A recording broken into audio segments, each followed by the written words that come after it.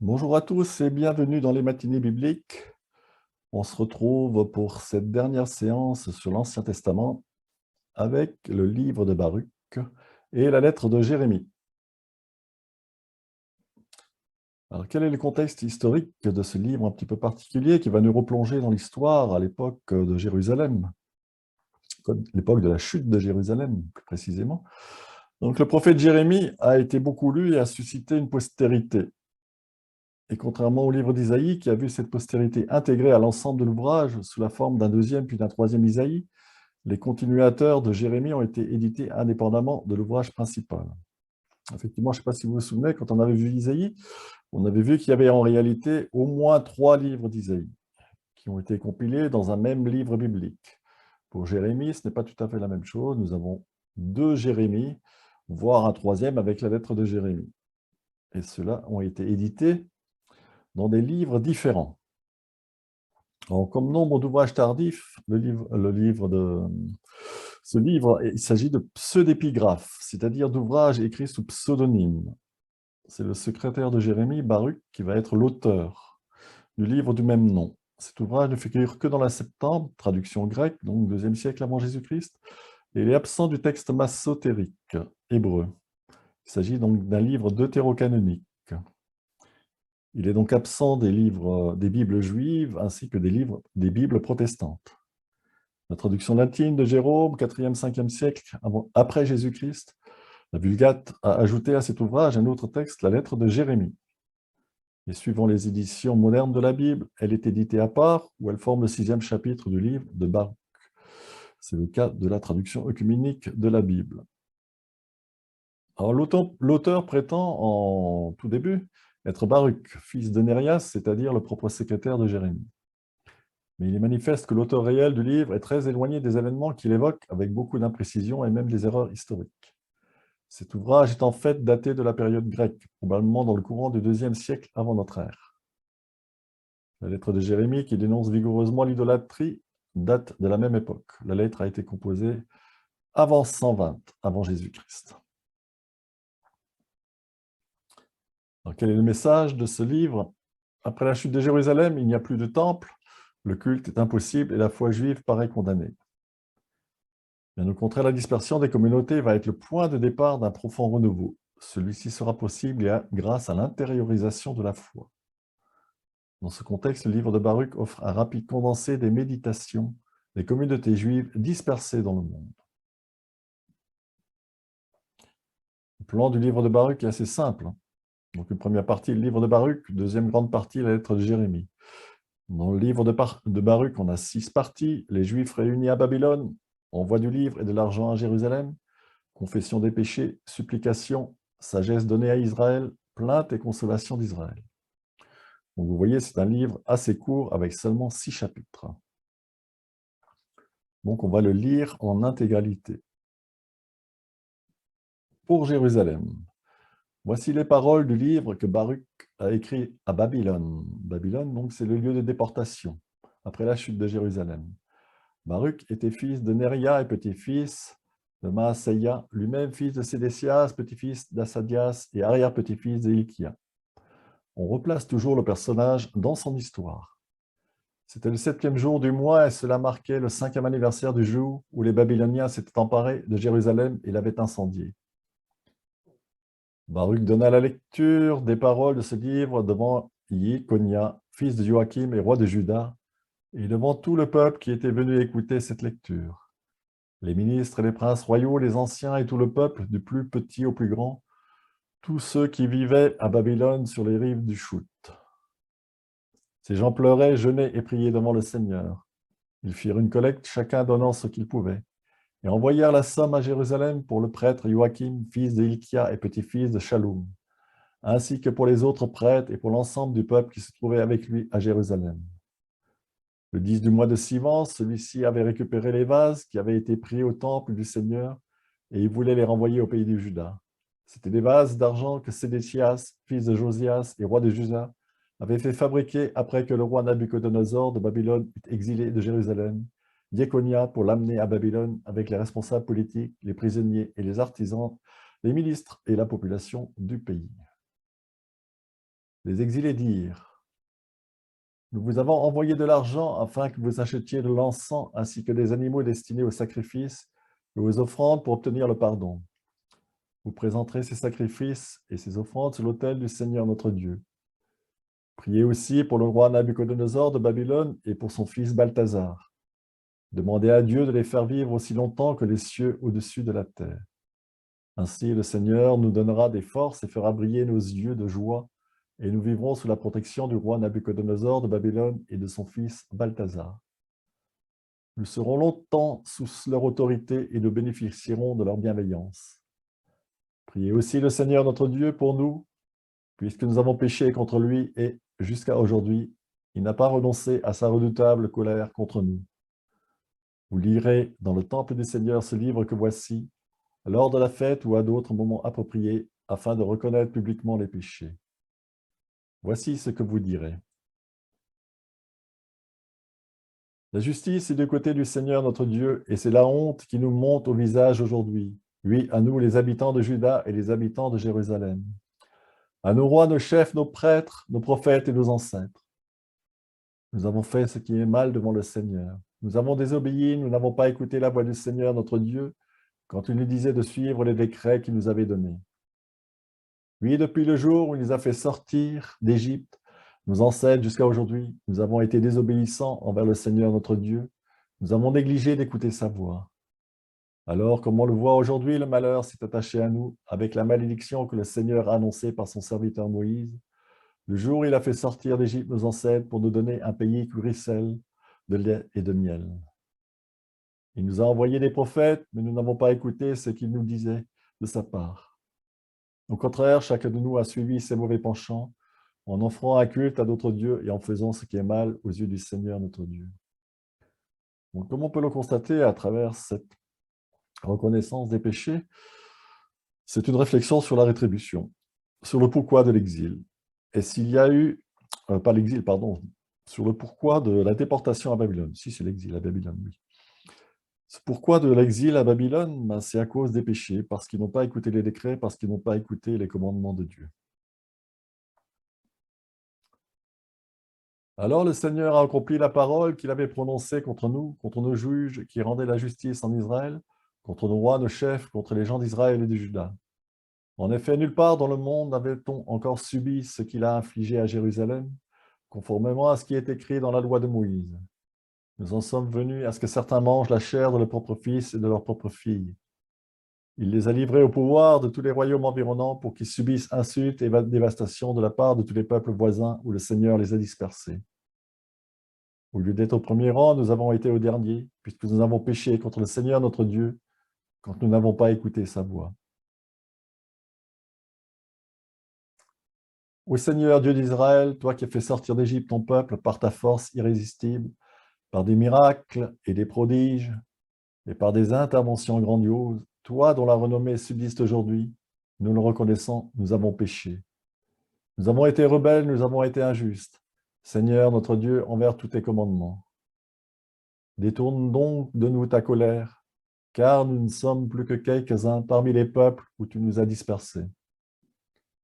Écoute, Seigneur, notre prière et notre demande. Délivre-nous, par égard pour toi-même, fais que ceux qui nous sont exilés se montrent bienveillants envers nous. Alors la terre entière saura que tu es le Seigneur notre Dieu, et qu'Israël et sa descendance t'appartiennent. Seigneur, observe-nous du haut de ta demeure sainte et pense à nous. Incline vers nous ton oreille, Seigneur, et écoute. Ouvre les yeux et vois, Seigneur. Ceux qui rendent gloire et justice au Seigneur ne sont pas ceux qui se trouvent dans le monde des morts, ceux dont le corps a rendu le dernier soupir. Mais l'être humain profondément affligé, qui s'avance faible et courbé, les yeux vides et l'esprit affamé, c'est lui qui te rendra gloire et justice, Seigneur. On voit dans ce texte notamment l'anthropomorphisme, où l'on demande à Dieu de s'incliner pour prêter son oreille, pour écouter et d'ouvrir les yeux comme un être humain. Seigneur, Dieu souverain, Dieu d'Israël, c'est d'un cœur plein d'angoisse et de découragement que nous crions vers toi. Écoute, Seigneur, prends pitié de nous, car nous avons péché contre toi. Tu règnes pour toujours, alors que nous sommes définitivement perdus. Seigneur, Dieu souverain, Dieu d'Israël, écoute donc la prière des morts d'Israël, les enfants de ceux qui ont péché contre toi et qui n'ont pas écouté la voix du Seigneur leur Dieu. Le malheur s'est attaché à nous. Ne te souviens pas des fautes de nos ancêtres, mais souviens-toi aujourd'hui de ta puissance et de ton honneur. Tu es le Seigneur notre Dieu et nous chanterons tes louanges. Tu nous as convaincus de reconnaître ton autorité et de faire appel à toi. Nous chanterons ta louange dans notre exil, car nous avons éloigné de nos cœurs toutes les injustices de nos ancêtres qui ont péché contre toi. Nous voici aujourd'hui dans notre exil, là où tu nous as dispersés pour y subir l'injure, la malédiction et la sanction de toutes les révoltes de nos ancêtres qui se sont éloignés de toi, Seigneur notre Dieu. Écoute, Israël, les préceptes de vie. Prêtez l'oreille pour apprendre à discerner. Que se passe-t-il, Israël? Pourquoi es-tu en pays ennemi? Pourquoi as-tu vieilli en terre étrangère? Pourquoi t'es-tu souillé avec les morts et pourquoi as-tu mis au monde? As-tu été mis au nombre de ceux qui vont vers l'Hadès? L'Hadès, c'est la mort dans le monde grec. C'est que tu as délaissé la source de la sagesse. Si tu avais suivi le chemin de Dieu, tu habiterais dans la paix pour toujours. Apprends où est le discernement, où est la force, où est le savoir pour connaître en même temps où sont la longévité et la vie, où sont la lumière des yeux et la paix. On voit cette opposition dans le verset 14 entre le discernement, la force de savoir, et la longévité, la vie, la lumière des yeux et la paix. Avec ce premier mot, écoute Israël, en hébreu c'est Shema Israël, qui résonne dans toute la Bible. Qui a trouvé la résidence de la sagesse et qui est entré dans les trésors, dans ces trésors? Là, on a une référence au livre des sagesses et du Siracide que nous avons étudié les 2 dernières séances. Où sont les chefs des nations et ceux qui maîtrisent les bêtes sauvages de la terre? Où sont ceux qui se jouent des oiseaux du ciel? Ceux qui mettent en réserve l'argent et l'or dans lequel les hommes ont placé leur confiance, eux dont la fortune est sans limite? Où sont ceux qui travaillent l'argent et en font l'objet de leurs soucis, eux dont les œuvres passent l'imagination? Ils ont été anéantis, ils sont descendus dans l'Hadès, et d'autres se sont levés à leur place. De plus jeunes virent la lumière et ont habité sur la terre, mais ils n'ont pas connu le chemin de la science. Ils n'ont pas fait attention à ses sentiers et ils ne se sont pas préoccupés d'elle. Les fils se sont tenus à l'écart du chemin de leur père. On ne l'a pas non plus entendu en Canaan ni vu à Téman. Même les fils d'Agar qui recherchaient le savoir sur la terre, les marchands de Méran et de Téman, les conteurs de fables et les chercheurs de savoir, ils n'ont pas connu le chemin de la sagesse et ne sont pas souvenus de ses sentiers. Ô Israël, comme elle est grande la maison de Dieu, comme il est vaste le domaine qui lui appartient. Il est grand et n'a pas de fin, il est élevé et sans mesure. C'est là que furent engendrés les fameux géants, ceux du commencement de haute stature, et versés dans l'art de la guerre. Ce n'est pas eux que Dieu a choisis, ni à eux qu'il a indiqué le chemin de la science. Et ils périrent car ils n'avaient pas de discernement, ils périrent à cause de leur réflexion. Qui est monté au ciel, qui s'est emparé d'elle pour la faire descendre des nuées? Qui est allé au-delà de la mer, qui l'a trouvé pour l'emporter au prix d'un or précieux? Il n'est personne qui reconnaisse le chemin, personne même qui désire en suivre le sentier. Mais celui qui sait toutes les choses la connaît. Il l'a découverte par son intelligence, il a appareillé la terre pour l'éternité. Puis il l'a peuplée de quadrupèdes. Il envoie la lumière et elle chemine. Il l'a appelée, elle lui obéit en frémissant. Les étoiles ont brillé en leur veille et se sont réjouies. Il les a appelées et elles ont répondu, nous voici. Elles ont brillé avec allégresse pour leur Créateur. C'est lui notre Dieu et l'on ne comptera pas d'autre que lui. Il a découvert tout le chemin qui mène à la science et l'a indiqué à Jacob, son serviteur, et à Israël, son bien-aimé. Après cela, on la vit sur la terre et elle vécut parmi les hommes. Une belle réflexion sur la sagesse. La sagesse, c'est le livre des commandements de Dieu, c'est la loi qui existe pour toujours. Tous ceux qui s'attachent à elle iront à la vie, mais ceux qui l'abandonnent mourront. Retourne-toi, Jacob, et saisis-la. Fais route vers la clarté à la rencontre de sa lumière. Ne donne pas ta gloire à un autre, ni tes privilèges à une autre nation étrangère. Heureux sommes-nous, Israël, car nous est possible de connaître ce qui plaît à Dieu. Courage, mon peuple, toi, le mémorial d'Israël. Vous avez été vendus aux nations, mais ce n'est pas pour votre destruction, c'est parce que vous avez irrité Dieu, que vous avez été livrés aux ennemis. Car vous avez exaspéré votre Créateur en sacrifiant à des démons et non à Dieu. Vous avez oublié le Dieu éternel qui vous a nourri. Vous avez affligé aussi celle qui vous a élevé à Jérusalem. Celle qui vous a élevé, Jérusalem. Elle a vu s'abattre sur vous la colère de Dieu et elle a dit, « Écoutez, voisine de Sion, Dieu m'a affligé une grande douleur, car j'ai vu la captivité que l'Éternel a infligée à mes fils et à mes filles. Je les avais élevés avec joie, mais je les ai laissés partir dans la tristesse et la souffrance. Que personne ne se réjouisse si je suis veuve et abandonnée de beaucoup. J'étais rendue déserte à cause du péché de mes enfants, parce qu'ils sont écartés de la loi de Dieu. Ils n'ont pas connu ses prescriptions, ils n'ont pas marché sur les chemins des préceptes de Dieu, ni suivi les sentiers de l'éducation conforme à sa justice. Qu'elles viennent, les voisines de Sion, souvenez-vous de la captivité que l'Éternel a infligée à mes fils et à mes filles. Car il a lancé contre eux une nation venue de loin, une nation impudente et de langue étrangère, des gens qui n'eurent de respect du vieillard ni pitié de l'enfant, qui emmenèrent les enfants chéris de la veuve et la réduisirent à la solitude en la privant de ses filles. Mais moi, comment puis-je venir à votre secours? C'est celui qui vous a infligé ces calamités qui vous arrachera aux mains de vos ennemis. Marchez, enfants, marchez.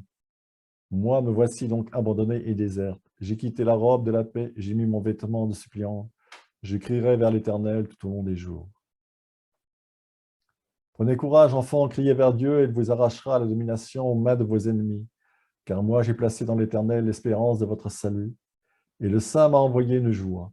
La miséricorde vous viendra bientôt de la part de l'Éternel, votre Sauveur. Car je vous ai laissé partir dans la souffrance et la tristesse, mais Dieu vous rendra à moi dans la joie et l'allégresse pour toujours.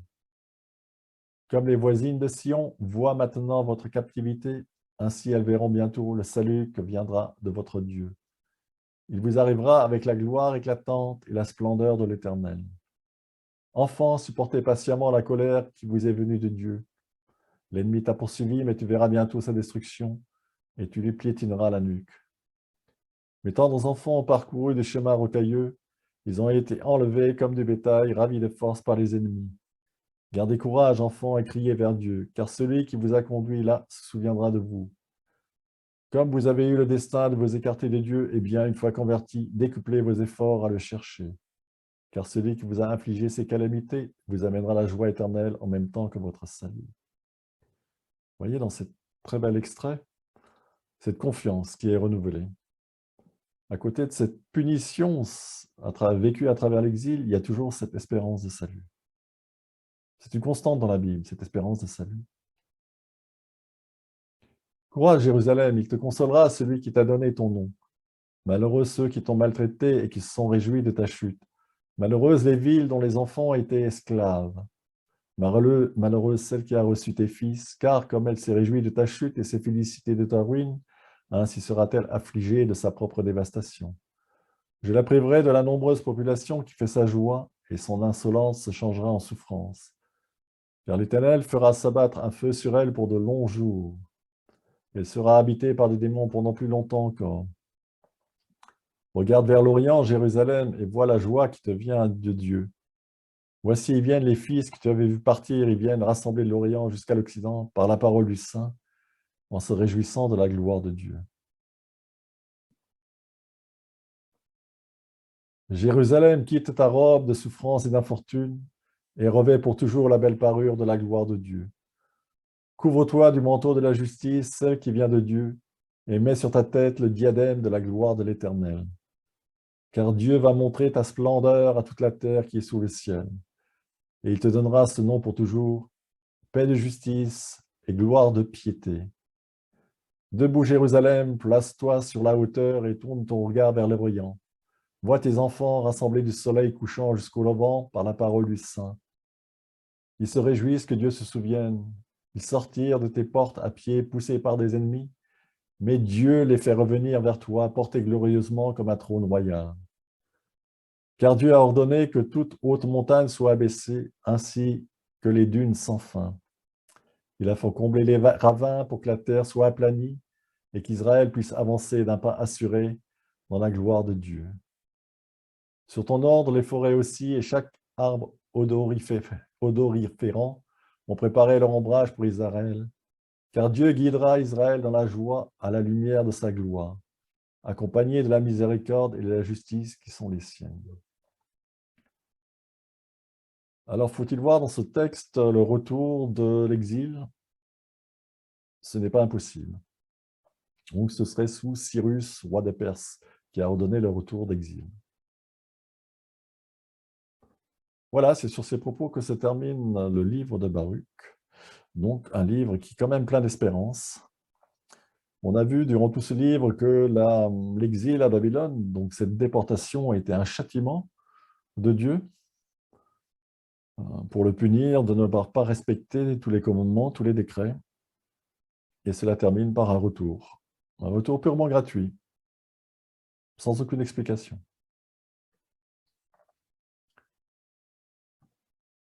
Voilà, maintenant la lettre de Jérémie qui est une diatribe contre l'idolâtrie.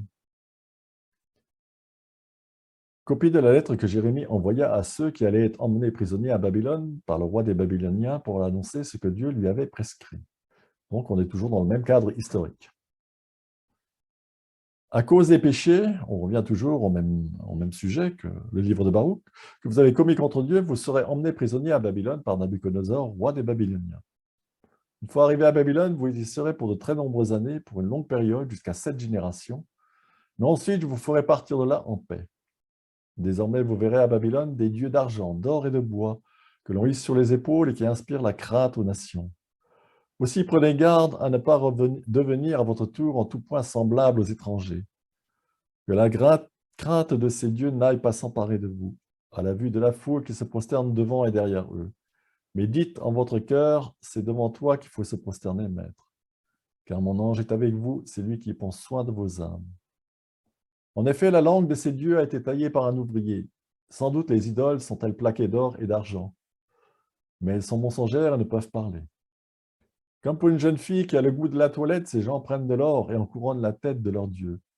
Il arrive même que les prêtres leur dérobent de l'or et de l'argent pour leur propre dépense. Ils vont jusqu'à donner aux prostituées de la terrasse. Et ces dieux d'argent, d'or et de bois, on les habille avec des vêtements comme des hommes. Mais ils ne sont pas à l'abri de la rouille et de l'altération. Une fois revêtus d'un vêtement de pourpre, on nettoie leur visage, la poussière du temple qui s'accumule sur eux. Alors qu'il ne peut faire mourir celui qui l'offense, Dieu porte un sceptre, comme le juge d'une région. Il tient un poignard dans la main droite et une hache. Pourtant, il ne se protège ni de la guerre ni des bandits. C'est à cela qu'on reconnaît que ne sont pas des dieux. Ne les craignez donc pas. Comme la vaisselle cassée devient inutilisable, tels sont leurs dieux une fois installés dans leur temple. Leurs yeux se couvrent de la poussière soulevée par les pas des gens qui entrent. Comme on referme les portes sur quiconque a fait injure au roi, en vue de le conduire à la mort, ainsi les prêtres barricadent les temples avec des portes renforcées, des serrures, des verrous, pour que ces dieux ne soient pas cambriolés par les bandits. Ils allument des lampes plus qu'ils n'en ont besoin pour eux-mêmes, alors que les dieux ne peuvent en voir aucune. Ils sont comparables à l'une des poutres du temple dont le cœur, dit-on, est atteint. La vermine qui sort de terre les dévore, eux et leurs manteaux, ils ne sentent pas. Ils ont le visage noirci par la fumée du temple. Au-dessus de leur corps et de leur tête volent chauves-souris, hirondelles, oiseaux, il y a même des chats. C'est à cela que vous saurez que ce ne sont pas des dieux, ne les craignez donc pas. Mais l'auteur a un petit peu d'humour. Quant à l'or dont on les a plaqués pour les embellir, si l'on n'en nettoie pas la ternissure, ils ne lui rendront pas son éclat, car lorsqu'on les a fondus, ils ne l'ont même pas senti. On achète à n'importe quel prix ces objets qui n'ont pas le moindre souffle. Comme ils n'ont pas de pieds, on les porte sur les épaules. Ils manifestent ainsi leur propre indignité aux hommes. Même ceux qui les servent éprouvent de la honte, car si jamais une idole tombe à terre, ils ont à la ramasser. Si on la met debout, elle ne se dépassera pas d'elle-même. Si elle est couchée, elle ne se redressera pas davantage. Mais c'est comme à des morts qu'on leur offre des présents. Les victimes offertes aux divinités, les prêtres les vendent pour en tirer profit, tout comme les femmes en mettent une partie au saloir au lieu de les distribuer aux pauvres et à l'infirme. La femme indisposée et la couchée touchent aux victimes des sacrifices. Vous qui savez par ces exemples que ce ne sont pas les dieux, ne les craignez pas. Donc on voit à chaque fois, ça se termine par « ne les craignez pas ». Vous qui savez par ces exemples que ce ne sont pas des dieux, ne les craignez pas. D'où vient qu'on les appelle des dieux alors que que ce sont des femmes qui servent ces dieux d'argent et d'or et de bois. Les prêtres conduisent des chars dans leur temple, les vêtements déchirés, les cheveux, la barbe rasée, la tête nue. Ils poussent des hurlements et crient devant leur Dieu comme des gens qui prennent part à un repas funéraire. Avec les vêtements qu'ils ont enlevés aux dieux, les prêtres habillent leurs femmes et leurs enfants. Qu'on leur fasse du bien ou du mal, ces dieux ne pourront le rendre. Ils ne peuvent ni introniser ni destituer un roi. De même, ils ne pourront donner ni richesse ni pièces de monnaie. Si quelqu'un ne s'acquitte pas d'un vœu qu'il leur a fait, ils ne lui en demanderont pas compte. Ils ne sauveront pas un homme de la mort et n'arracheront pas davantage de faibles à l'emprise du puissant. Ils ne feront pas retrouver la vue à un aveugle comme l'homme qui est dans la détresse. Ils ne l'en feront pas sortir. Ils ne prendront pas pitié de la veuve. Ils ne seront pas les bienfaiteurs de l'orphelin. C'est aux pierres arrachées à la montagne que ressentent ces objets de bois, plaqués d'or et d'argent. Ceux qui les servent sont couverts de honte. Comment peut-on donc considérer ou proclamer que ce sont des dieux? D'autant plus que les Chaldéens eux-mêmes les déshonorent. Lorsqu'ils voient un homme qui ne peut parler, ils le conduisent auprès d'Abel et demandent que le muet parle, comme si le Dieu était capable de le comprendre. Et ces gens sont incapables de réfléchir assez pour abandonner ces dieux. Ils manquent eux-mêmes d'intelligence. Les femmes se saignent de cordes et s'installent ensuite sur les chemins pour brûler du son. Et quand l'une d'elles a couché avec le passant qui l'a invitée, elle se moque de sa voisine qui n'a pas été choisie comme elle et dont le corps n'a pas été rompu. Tout ce qui concerne ces dieux n'est que mensonge. Alors comment peut-on les considérer ou les proclamer comme dieux? Ils ont été fabriqués par des ouvriers et des orfèvres et ne deviendront rien d'autre que ce que ces artisans veulent qu'ils deviennent. Ceux-là même qui les ont fabriqués ne vivront pas longtemps. Comment donc les objets de leur fabrication pourraient-ils être des dieux? Ainsi ces hommes laissent à leur postérité mensonge et honte. Quand une guerre et des calamités s'abattent sur ces idoles, les prêtres délibèrent entre eux pour savoir où se cacher d'elles. Comment alors ne pas se rendre compte que ce ne sont pas des dieux, eux qui ne sont pas en mesure de se sauver eux-mêmes de la guerre et des calamités? Ce sont des objets de bois plaqués d'or et d'argent. On reconnaîtra après cela qu'ils ne sont que mensonges pour toutes les nations et pour tous les rois. Il sera évident que ce ne sont pas des dieux, mais des œuvres faites de main d'homme, et qu'il n'y a en eux aucune œuvre de Dieu. Qui donc n'est pas obligé d'admettre que ce ne sont pas des dieux? Alors, ils ne prendront pas de décision sur les affaires les concernant et ne porteront pas non plus secours à la victime d'une injustice. Ils ne sont bons à rien.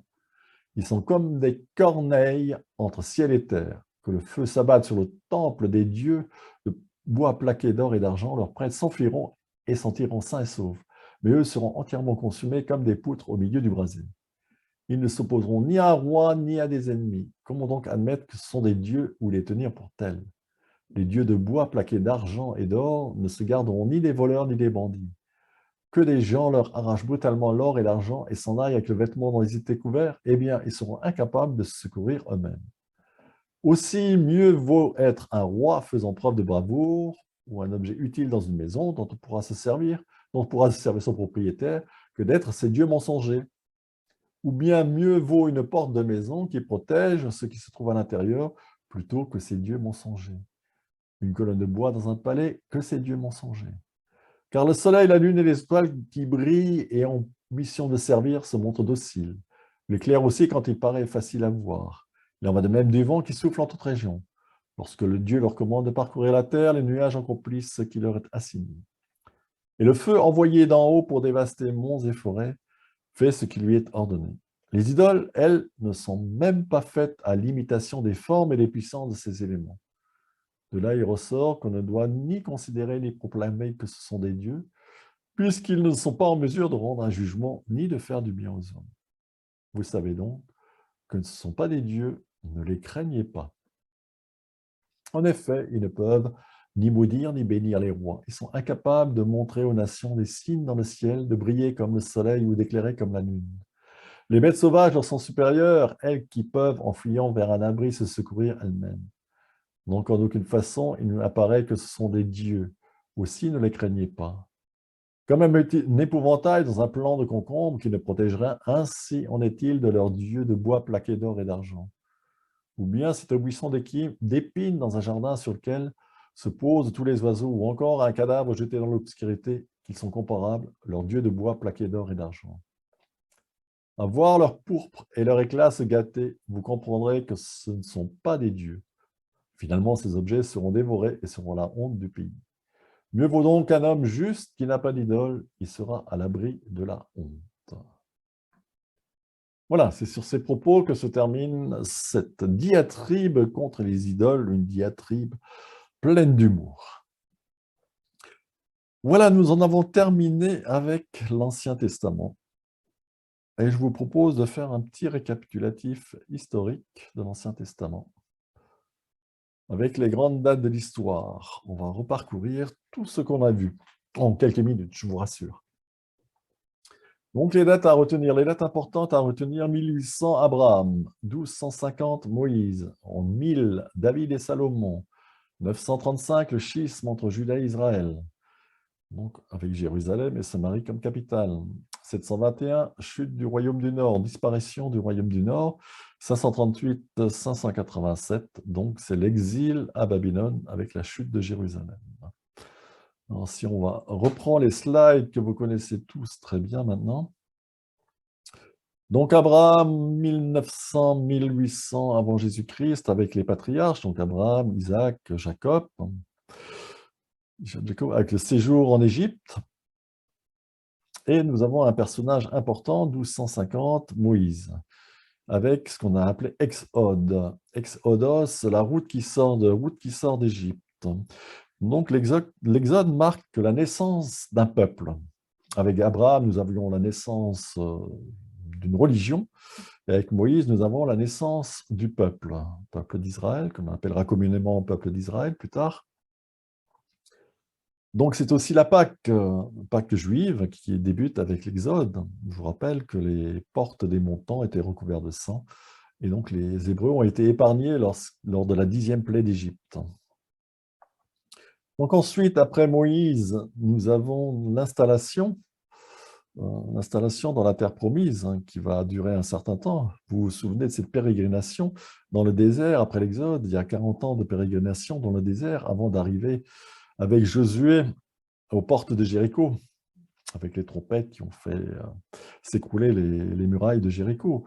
Et donc cette conquête de la terre promise, avec tous les juges ensuite, donc Déborah, Gédéon, Jephthé, Samson, dont vous vous souvenez certainement, Samson et Dalila. Et puis ensuite, après les juges, nous avons la royauté. Royauté, donc Saül, David, Salomon. C'est la seule période de l'histoire d'Israël que l'on peut juger en paix. Donc vous voyez que ça a quand même duré très peu de temps, 150 ans, puisque en 935, il y a la Syrie, qui est une grande puissance et qui montre tout doucement le bout de son nez. Mais le schisme n'est pas dû à la Syrie. Le schisme est dû à Salomon et à cause de Salomon, parce qu'il a mis beaucoup d'impôts en place, notamment pour le royaume du Nord. Et le royaume du Nord s'est révolté. Et donc cela a provoqué un schisme avec Israël au nord et Juda au sud, avec deux rois distincts, donc Jéroboam et Roboam. En fait, c'est la fin de l'unité d'Israël. Au départ, il y avait 12 tribus d'Israël, une unité avec les rois, Saül, David et Salomon, et ensuite le schisme. Et le royaume du Nord va poursuivre seul sa route, et le royaume du Sud va poursuivre seul sa route, chacun son roi. Vous avez les premiers prophètes qui apparaissent donc en rouge. Vous avez Élie et Élisée. Ensuite, vous avez Amos et Osée. Donc, les premiers prophètes apparaissent dans le nord. Et en 721, la Syrie, donc en jaune en haut, la Syrie va prendre Samarie. Et c'est Sargon II qui va prendre Samarie en 721. Et c'est la fin du royaume du Nord, avec une première déportation des personnes du royaume du Nord.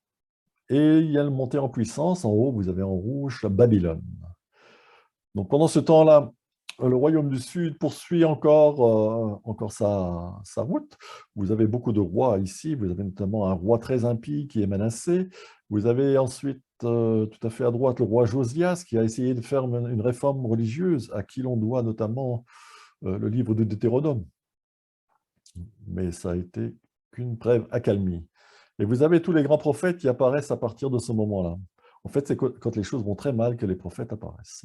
Au royaume du Nord, vous aviez Amos et Josée, Là, donc, c'était juste avant la déportation, avant la chute du royaume du Nord. Et donc là, les grands prophètes apparaissent, hein, Jérémie, Ézéchiel. Donc, c'est au moment de la chute du royaume du Sud. Donc, 586 avant Jésus-Christ, Nabuchodonosor s'empare de Jérusalem. C'est la chute de Jérusalem que nous a raconté le livre de Baruch. Et vous avez l'exil à Babylone, donc la période de captivité, avec Ézéchiel comme prophète de l'exil et Jérémie qui est un prophète juste avant l'exil. Donc le livre de Baruch reprend le pseudonyme de Jérémie. Bien sûr, ce n'est pas Jérémie qui a écrit le livre de Baruch, comme on l'a vu. Ensuite, retour de l'exil à Babylone. Vous avez en haut, en jaune, la Perse, montée de la puissance perse, avec Cyrus, roi de Perse, et Darius, etc. Artaxerxès, Darius, etc. Et c'est Cyrus qui va donner l'ordre aux exilés de retourner dans leur pays. Ensuite, vous avez d'autres prophètes, donc vous avez Zacharie, ensuite le deuxième et le troisième Isaïe, et le prophète Agé, le prophète Malachi, et puis ensuite vous avez Néhémie, Esdras et Néhémie, qu'on avait vu, Esdras et Néhémie, scribes, qui ont beaucoup parlé du temple de Jérusalem. Et ensuite, vous voyez, il y a une grande période où il ne se passe vraiment rien. Entre 400 et 200, on n'a quasiment plus rien, et il n'y a plus de prophètes. Et il faut attendre, après 200, donc le livre de Daniel, qui lui est un prophète un petit peu particulier, puisque Daniel, c'est surtout un prophète apocalyptique. Vous vous souvenez, le livre de Daniel, c'est aussi un pseudépigraphe, et puis il y a une antédatation avec le livre de Daniel. En fait, le livre de Daniel va se placer au début de l'exil, hein, donc vers 600 avant Jésus-Christ, et il va relire toute l'histoire avec les bêtes, les différentes grosses bêtes, là, et en fait, les bêtes dans le livre de Daniel représentent les différents empires, hein, donc Babylone, Perse, Grèce et Rome. Voilà, le livre de Daniel, et ensuite nous avions vu, avec notamment les livres des Maccabées, nous avions vu les dernières péripéties de ce peuple d'Israël, donc avec cette révolte, avec les frères Maccabées, avec une petite période d'indépendance juive. Vous avez en bas la période indépendance juive, hein, 160, vers 165 avant Jésus-Christ. Donc une petite période de paix. Donc en fait, il y a eu deux périodes, donc David-Salomon, et puis cette courte période-là de 50 ans de paix. Et voilà comment se termine l'Ancien Testament. Voilà, alors je remercie donc tous ceux qui m'ont suivi, hein, et je félicite tous ceux qui ont suivi l'ensemble de cette formation sur l'Ancien Testament, qui était quand même ambitieuse, que l'on avait commencé à l'époque du Covid. On a mis en place à ce moment-là. Voilà, nous sommes arrivés au terme de l'Ancien Testament. Alors pour le Nouveau Testament, pour l'instant, je ne m'engage pas sur une date de reprise, parce que d'une part, il faut le préparer. Et d'autre part, maintenant, au mois de mai, juin, je pense que ce n'est pas le bon moment de commencer une nouvelle formation, donc ce sera certainement pour la rentrée. On verra sous quelle forme, parce que le Nouveau Testament, je voudrais faire une étude synoptique du Nouveau Testament, des quatre, avec les 3 premiers évangiles notamment. Et donc c'est très compliqué en visio, car il faut impérativement avoir un grand écran devant soi, et il faut lire et étudier les livres. Voilà, on verra à ce moment-là comment on fonctionnera. En tout cas, je vous remercie beaucoup. Voilà, et je vous propose de terminer comme d'habitude par un Notre Père. Notre Père qui es aux cieux, que ton nom soit sanctifié, que ton règne vienne, que ta volonté soit faite sur la terre comme au ciel. Donne-nous aujourd'hui notre pain de ce jour. Pardonne-nous nos offenses, comme nous pardonnons aussi à ceux qui nous ont offensés. Et ne laisse pas entrer en tentation, mais délivre-nous du mal. Amen.